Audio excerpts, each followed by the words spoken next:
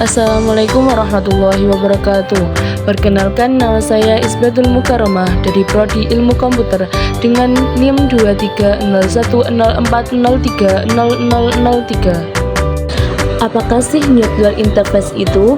Network Interface adalah antarmuka antara perangkat komputer dengan perangkat jaringan untuk terhubung dan berkomunikasi dengan jaringan komputer, baik menggunakan kabel seperti kabel internet maupun kabel nirkabel, menggunakan teknologi Wi-Fi untuk mengirim dan menerima data.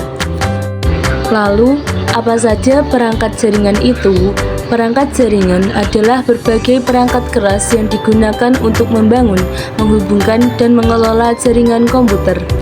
Berikut beberapa perangkat utama yang diperlukan. Yang pertama yaitu router, menghubungkan berbagai jaringan, termasuk menghubungkan jaringan lokal, LAN, ke jaringannya lebih besar, seperti internet. Router mengarahkan paket data ke tujuan yang tepat dalam jaringan.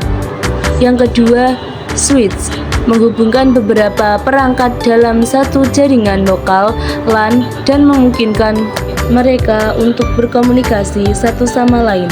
Switch bekerja dengan memilih jalur data yang paling efisien antara perangkat. Yang ketiga, hub, mirip dengan switch tetapi kurang cerdas dalam mengatur lalu lintas data. Hub hanya menyalurkan data ke semua perangkat yang terhubung tanpa memeriksa tujuan data, sehingga kurang efisien dibandingkan switch. Selanjutnya, access point atau AP, memungkinkan perangkat nirkabel untuk terhubung ke jaringan melalui sinyal Wi-Fi. Access point biasanya terhubung ke jaringan kabel dan menyediakan akses nirkabel untuk perangkat seperti laptop, smartphone, dan tablet. Selanjutnya, modem, menghubungkan jaringan lokal ke internet melalui ISP, Internet Service Provider. Modem bisa berupa jenis kabel, fiber, dan DSL, termasuk dari layanan yang diberikan oleh ISP. Selanjutnya, Network Interface Core atau INC, perangkat keras yang terpasang di dalam komputer atau perangkat jaringan lainnya untuk menghubungkannya ke jaringan. NEC memungkinkan perangkat untuk berkomunikasi melalui kabel internet atau secara nirkabel atau Wi-Fi. Selanjutnya, Repeater, memperkuat sinyal jaringan agar dapat menjangkau area yang lebih jauh. Repeater berguna dalam memperluas jangkauan jaringan, terutama pada area dengan sinyal lemah atau terhalang. Selanjutnya, bridge, menghubungkan dua atau lebih jaringan yang terpisah dan memungkinkan mereka yang berfungsi sebagai satu jaringan tunggal. Bridge digunakan untuk menggabungkan jaringan kecil menjadi satu jaringan yang lebih besar. Selanjutnya, gateway, bertindak sebagai pintu gerbang yang menghubungkan jaringan dengan protokol yang berbeda. Gateway bekerja sebagai perantara untuk mengkonversi protokol sehingga memungkinkan perangkat dengan sistem berbeda untuk berkomunikasi. Selanjutnya, firewall dapat merubah perangkat keras atau perangkat lunak yang melindungi jaringan dari ancaman eksternal seperti malware atau serangan hacker dengan memfilter lalu lintas data masuk dan keluar berdasarkan aturan keamanan. Selanjutnya, load balancer digunakan dalam jaringan yang memiliki banyak server untuk mendistribusikan lalu lintas secara merata di antara server-server tersebut. Ini membantu mencegah kemacetan dan meningkatkan kinerja serta keandalan jaringan. Apakah kabling itu? Kabling adalah sistem dan proses pemasangan kabel untuk menghubungkan perangkat-perangkat dalam suatu jaringan. Kabel berfungsi sebagai media transmisi fisik yang memungkinkan data dikirim dari satu perangkat ke perangkat lainnya. Apa saja sarana kabel atau nirkabel yang membangun jaringan komputer? Dalam membangun jaringan komputer ada beberapa sarana atau media transmisi yang bisa digunakan. Untuk sarana kabel, yang pertama, kabel twisted pair. tanpa pelindung tambahan yang umum digunakan dalam jaringan lokal LAN. Jenis kabel ini tersedia dalam beberapa kategori: Cat5, Cat5e, Cat6, Cat6i yang mendukung kecepatan berbeda. Misalnya Cat5e mendukung hingga 1 Gbps, sedangkan Cat6i mendukung hingga 10 Gbps. Kabel twisted pair dengan pelindung ekstra yang membantu mengurangi interferensi elektromagnetik, cocok untuk lingkungan dengan banyak perangkat elektronik.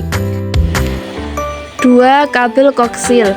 Kabel ini memiliki inti tembaga dengan pelindung yang tebal untuk mengurangi interferensi. Meskipun kini jarang digunakan dalam jaringan komputer modern, kabel koksil masih dipakai dalam jaringan televisi kabel atau beberapa jaringan lama. 3. Kabel fiber optik. Fiber optik menggunakan serat kaca atau plastik untuk mentransmisikan data dalam bentuk cahaya, sehingga dapat mentransmisikan data dalam jumlah besar dengan kecepatan tinggi dan jarak yang jauh. Fiber optik sangat cocok untuk boxbound jaringan atau koneksi antar gedung dan jaringan metropolitan atau MAN. 4. Kabel power line atau PLC. Teknologi ini memungkinkan data ditransmisikan melalui jaringan listrik yang sudah ada di gedung. Dengan adapter power line, perangkat dapat berkomunikasi melalui stop kontak listrik, meskipun kecepatan dan stabilitasnya tidak sebaik kabel Ethernet. Sarana nirkabel. Yang pertama, Wi-Fi. Teknologi nirkabel yang paling umum untuk jaringan komputer. Wi-Fi memungkinkan perangkat seperti laptop, smartphone, dan tablet terhubung tanpa kabel. Wi-Fi biasanya beroperasi pada frekuensi 2,4 GHz atau 5 GHz dengan standar seperti 802,11n, 802,11 AC, dan 802,11 AX yang mendukung kecepatan berbeda. Kedua, Bluetooth. Teknologi nirkabel jarak pendek yang biasanya digunakan untuk menghubungkan perangkat seperti handset, mouse, atau speaker. Bluetooth dapat menghubungkan perangkat dalam jarak dekat atau sekitar 10 meter, tetapi kecepatannya lebih rendah dibandingkan Wi-Fi. Selanjutnya, infrared. Teknologi komunikasi nirkabel yang menggunakan cahaya inframerah. Infrared biasanya hanya digunakan untuk perangkat remote kontrol atau komunikasi jarak sangat pendek karena memerlukan jalur pandang langsung dan memiliki kecepatan rendah. NVC.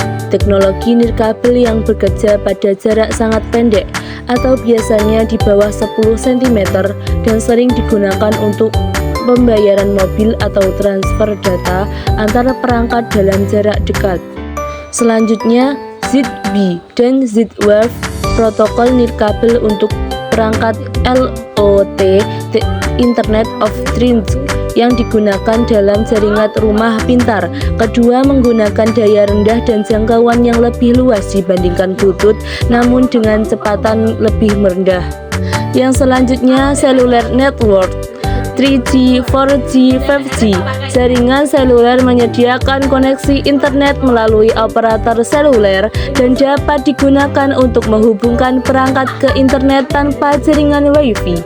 5G menawarkan kecepatan yang sangat tinggi dan latensi rendah, membuatnya cocok untuk perangkat IoT atau aplikasi yang membutuhkan transmisi data real time.